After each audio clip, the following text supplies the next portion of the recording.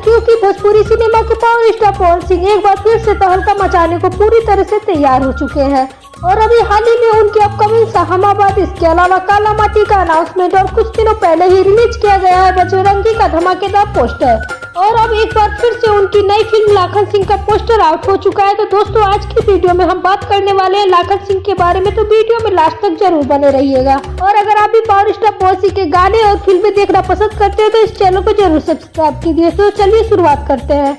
यहाँ दोस्तों, power star Pawan Singh की नई फिल्म लाखन सिंह का पोस्टर आउट कर दिया गया है, जिसकी चर्चा सोशल मीडिया पर खूब जमकर हो रही है, क्योंकि पोस्टर में साफ तौर पर देखा जा सकता है कि यह फिल्म एक्शन से भरपूर होने वाली है। और आप देख सकते हैं कि इस पोस्टर में